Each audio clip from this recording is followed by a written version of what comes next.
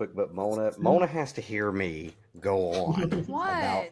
about these flock cameras. Oh gosh. And probably wants to hit me with something, because especially every time we pass by, because I know the broader implications of this, like we were talking about with the systemic racism and certain departments and offices in law enforcement focusing on that community. I can see when you give bad people a tool, it's a weapon. It becomes a weapon. So, Mona, did you have it before we? Because I want Marcia, I want you to hear Sabrina. Everybody on the Downloaded Content podcast knows Sabrina's full story. But did you want to say anything, Mona, before we rotate around? I'm good. Let's keep it going. All right. So, Miss Marcia, I want you to listen to Sabrina give you her first exposure and experience to the phenomenon that is Smart City. So, go ahead, Sabrina. Explain it to her. Where this is going. First, let me congratulate you for stepping up before the problem is even a problem, okay? Because I wasn't aware, okay?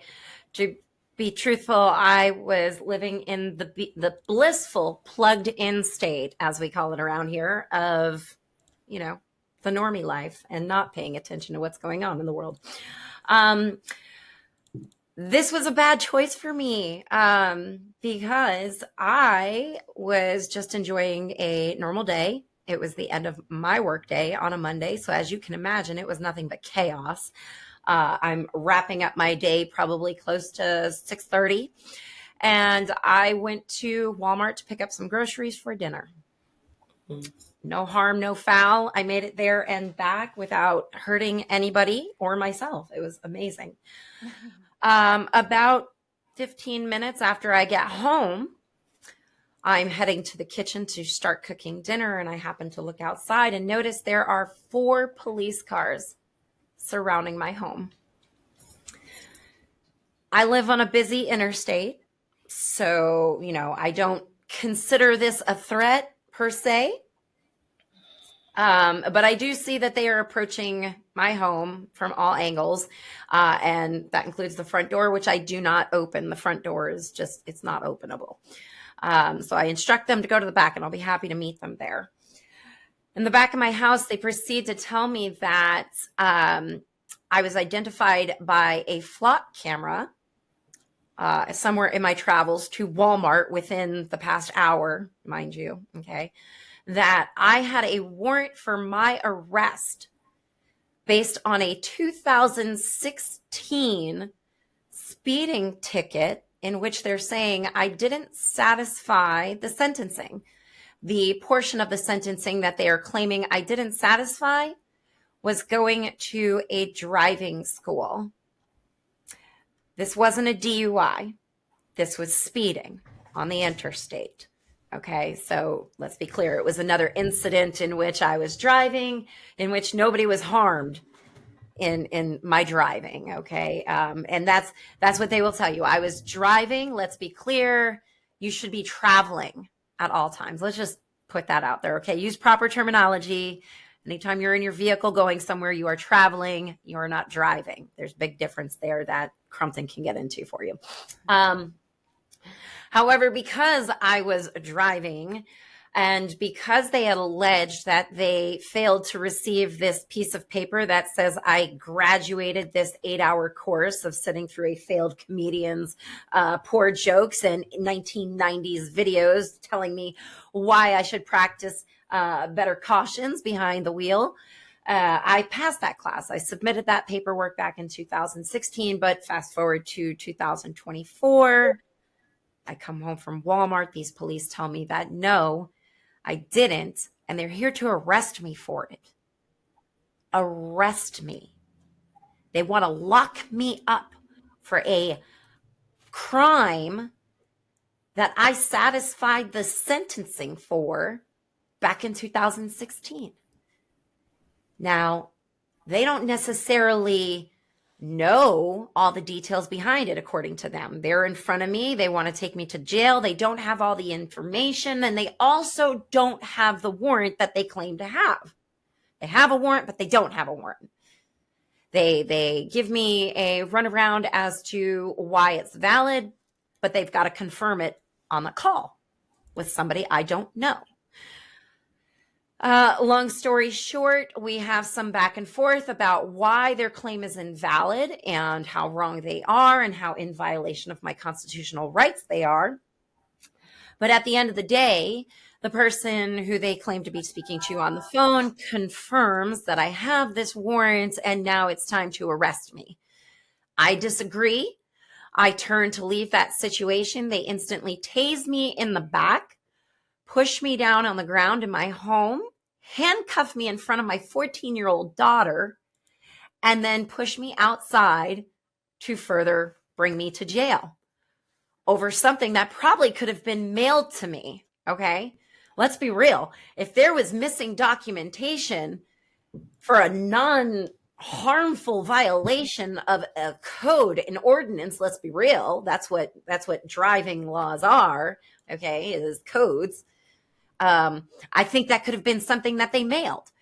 Instead, it was portrayed as suspect located,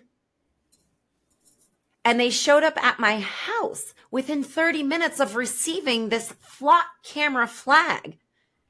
Now, mind you, I've been living in the same place since this courtroom sentencing occurred.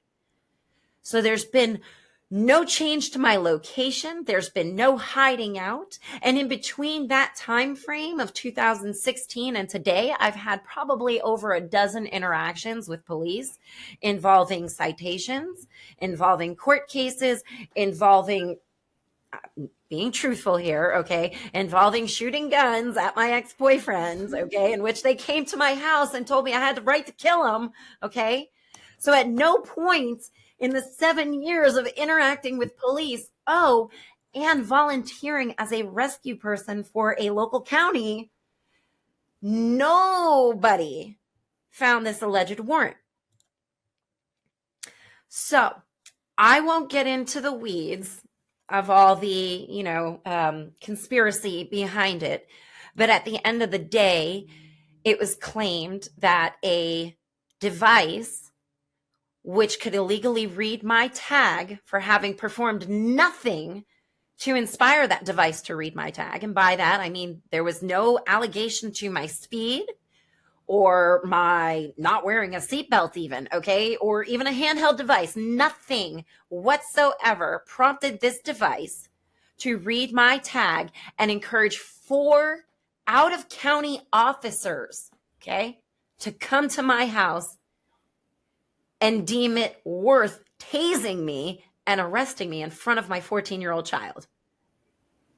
Coming to Fort Valley. That was the extent. And so yes, kudos to you. Yeah, that is the fruit of the Smart City Initiative, and this is coming to Fort Valley, Marcia. And it's not coming to Fort Valley. I hope not for you. I will keep that hope for you. What I do want to add, though, is that I will completely disagree with anybody who says they didn't see this coming. Okay? Right. Because at the end of the day, this has been portrayed to you in movies, in books. Yeah. You went to high school and read books about this. Okay? You cannot tell me you didn't see this coming, because all it was when you were reading those books and watching those movies is indoctrination. It was preparation for what was to come. So, I always refer to this movie that I loved because it actually kind of drove my passion for life, which is totally stupid. But the movie, oh gosh, no, I can't even think about it. Daniel, you know what I'm talking about with, V for Vendetta, Equilibrium. Tom Cruise, Minority Report. Minority Report. Okay. Look at where we are.